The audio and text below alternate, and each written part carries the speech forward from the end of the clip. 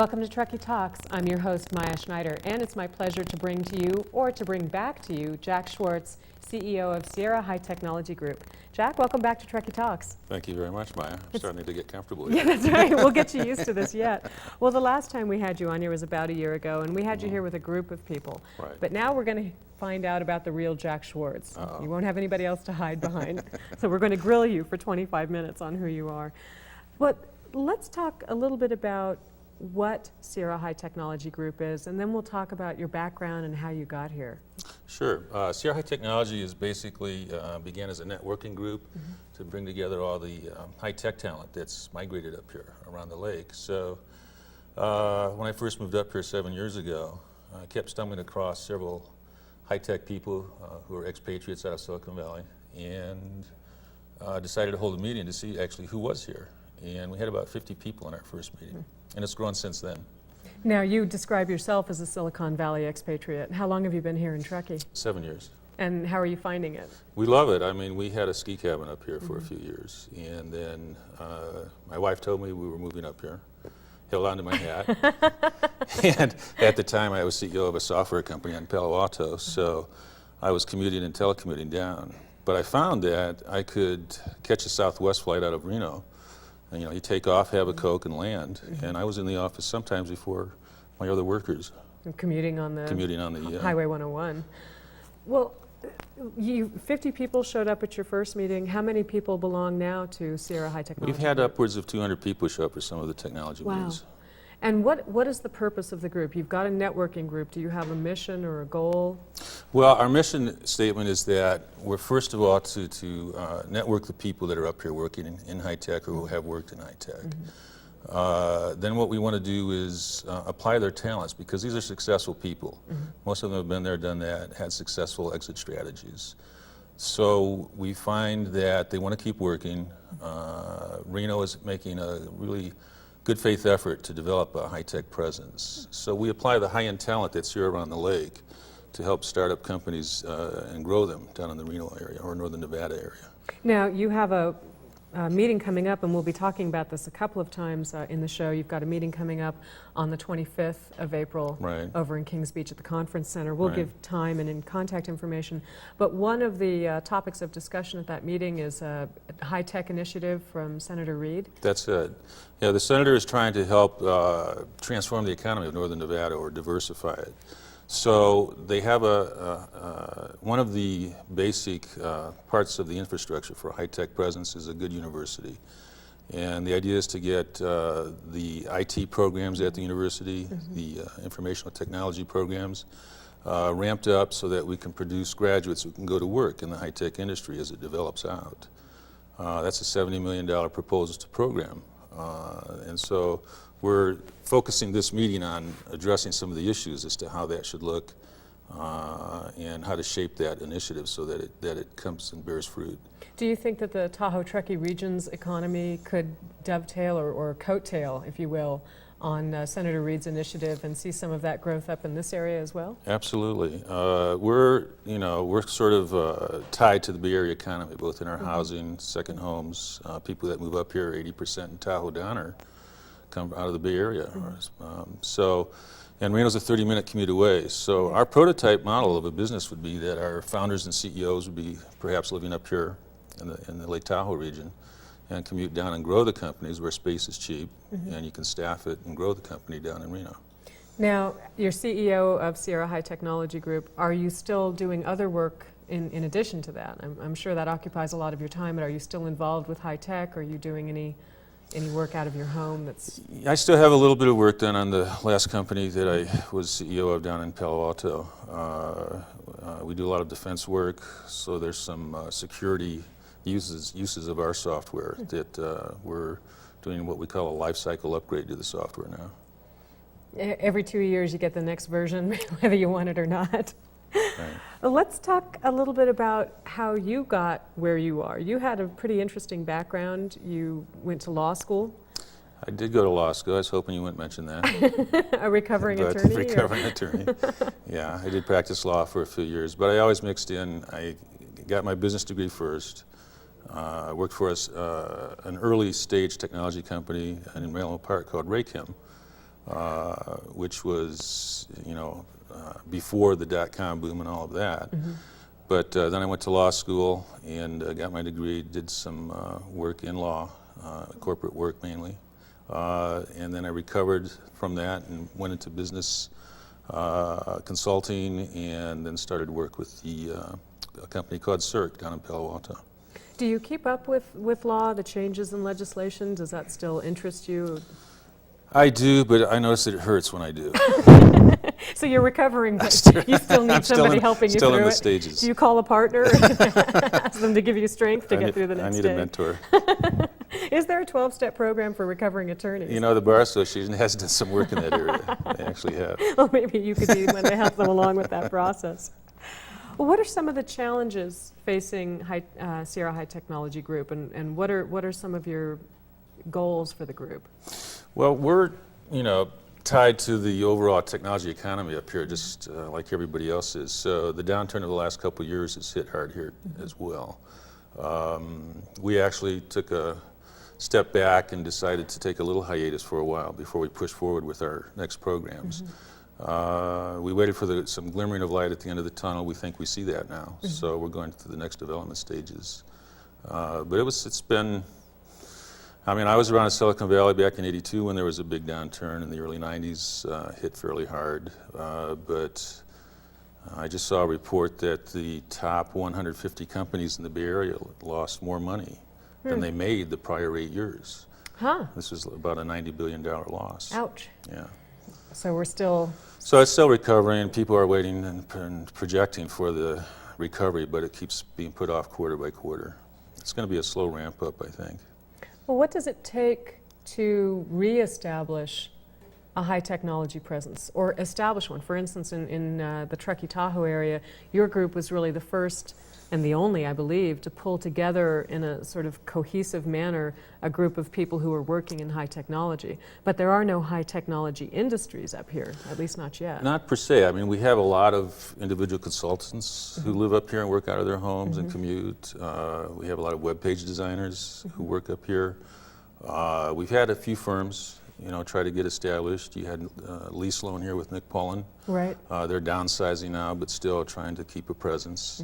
Around the lake, there's a few companies that are still doing well and prospering. Reno has a few companies as well that look pretty good right now. Do you think it's easier for those companies to do well insulated away from Silicon Valley, or is there still an infrastructure in place in Silicon Valley that's more nurturing to the high-tech world? Well, Silicon Valley is kind of a love-hate relationship right now for people. I notice that when we do work with a company, if we need to bring talent over, they're more than happy to come over. One of our companies needed 6 high-end programmers, and it was very easy to get them to move into this area. Interesting. And Silicon Valley, despite the downturn, is still high-priced. Homes are unaffordable. Traffic is a little more bearable now, but still, people like to get away from that kind of living arrangement. And I tell them, Lake Tahoe, and that's all you need to say. Well, the affordability of the Truckee Tahoe region has certainly gotten further and further out of reach of working class folks here in the last few years. Right. It may have tempered off a little bit in the last year and a half or so, but feeling the same effects of the economy. But you're still finding that people down in Silicon Valley are finding this region affordable for them, relatively? Well, more so than down there. And of course, Reno's always an alternative too for them, which is still fairly affordable. But then you're living in Reno. That's true. You'll have to come up for the ski weekends. That's right. Well, what impacts are you seeing in our region specifically, if any, perhaps with some of the consultants you're working with, of the economic downturn? You mentioned you're seeing it sort of slowly beginning a recovery, but what effects, if any, did you see of the downturn? Well, we saw that funding, funding was very hard to get for the new companies. What happened was that venture capital funds all pulled back, and it really became a case of triage for them. They had, all their companies were bleeding money, losing market share, and so new startups found it harder and harder to raise money. We had some fairly good technologies with good management teams that had a very tough go of getting funding. That's starting to change a little bit, and Of course, our medium-term goal is to have our own venture fund where we can help support the local high-tech companies. Part of what you've been doing with Sierra High Technology Group is putting venture capitalists together with industry, or at least it was in the beginning. Is that still part of what Yeah, that's still one of our functions, and we will go out and help find funding for good companies. And there's various ways to do that. And then there's a VC presence up here at the lake as well. There's several people, some people from Benchmark, some people from institutional venture partners who have places up here, and others who can be sources of funding as well. Are you finding that there are local, perhaps philanthropists or people of wealth that didn't have an interest in high tech before, but maybe taking an interest in some of the firms that are represented in your group? There's a group called Sierra Angels that has a group of people like that, and they don't necessarily come from a technology background, but they meet periodically and review business plans of companies that have good ideas, and several of them have gotten backing that way. Let's return to Senator Reed's high-tech initiative, if we can, for a minute. I don't know much about that, and I'm hoping that you can illuminate myself and the audience on that. What kind of recommendations, or if you could give the senator a wish list, what might you be asking him to try to accomplish, or how would he accomplish those things? Well, the university really serves, I mean, if you look at what makes a successful high technology presence, I mean, it starts with a good university, putting out graduates in business and engineering, computer sciences, math, those areas. Silicon Valley's history was, came a large part out of Stanford. Hewlett-Packard started in their garage in Palo Alto, and then they had all these engineers available to them as they ramped up their business. So the Senator's initiative is looking at, under President John Lilly, to strengthen and expand the IT program. And there's a new campus that they're opening at the foot of Mount Rose, 35,000 square foot facility, and turn out talent that will be able to immediately go into the workforce for companies that need a programmer, need systems analysis, things like that. Do you see a role with your group as possibly serving as adjunct staff for that? Well, we have people that teach at the university, teach courses that we're associated with, and that interplay between the business and the university is very productive on both sides. And with some government funding and involvement, it can become, in 5 years' time, you could have a very productive university programs that are turning out graduates that can help develop the whole economy. If Truckee wanted to piggyback on the back of that and say, gee, we want to get a piece of this high-tech action, we'd like to diversify our economy as well. One of the challenges that Truckee's been facing, but one of the goals they have, is to try to recruit perhaps Sierra College to have a real campus presence up here.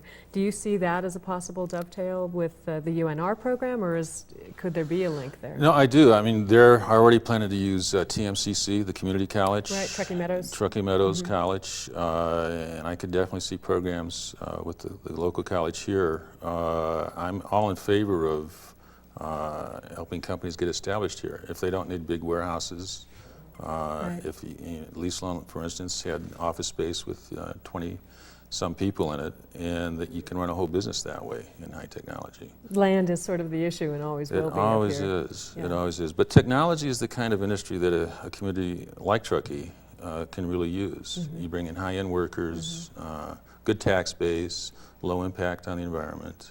Right. Usually the kind of people you want to have attract to the community.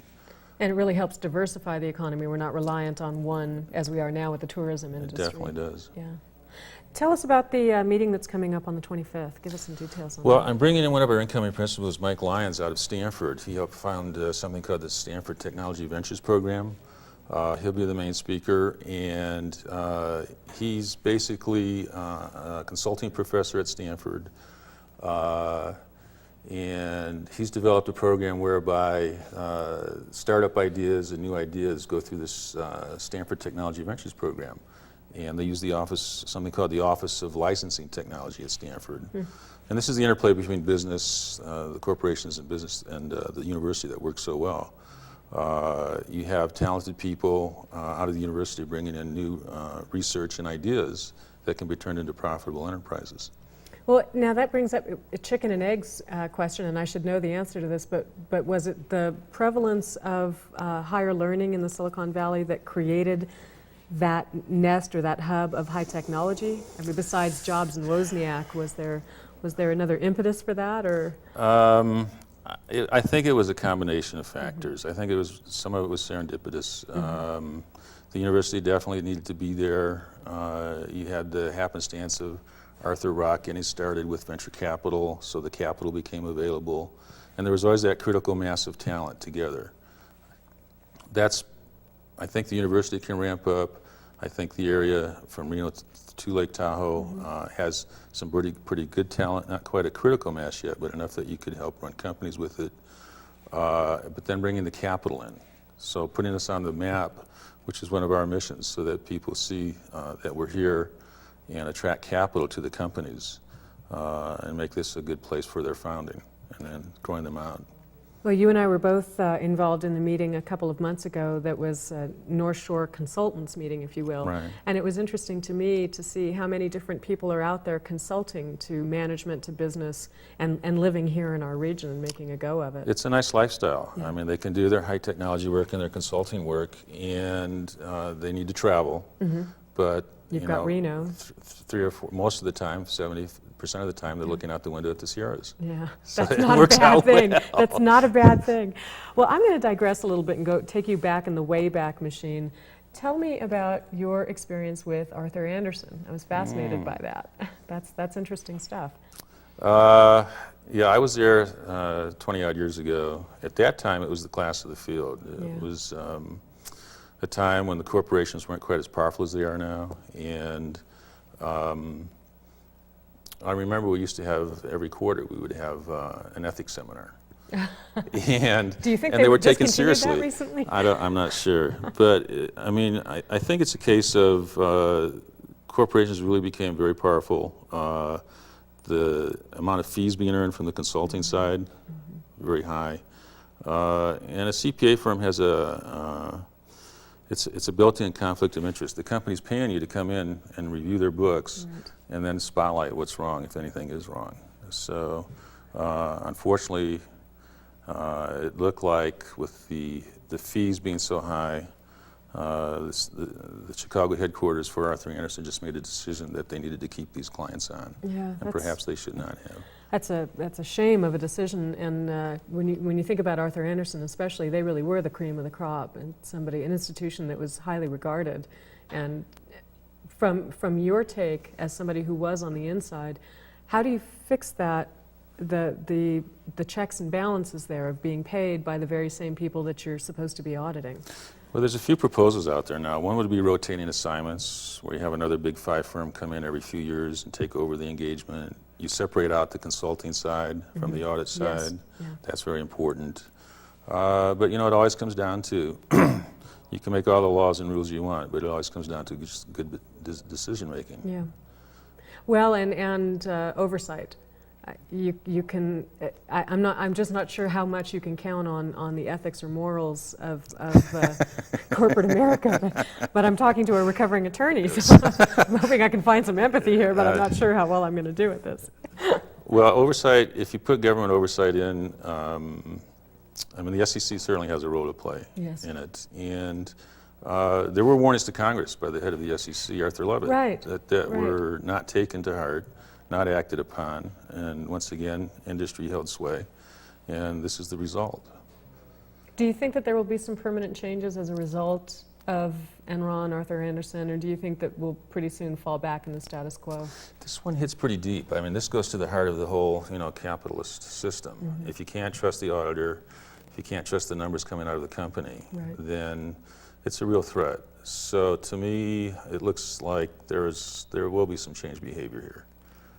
Well, it'll be interesting to watch over the next 5 years or so. Yeah. And it'll be interesting to watch High Sierra Technology Group, too, and see what all of you accomplish here in our region. It's great that you were able to pull all these people together. I'm curious how you found them to begin with.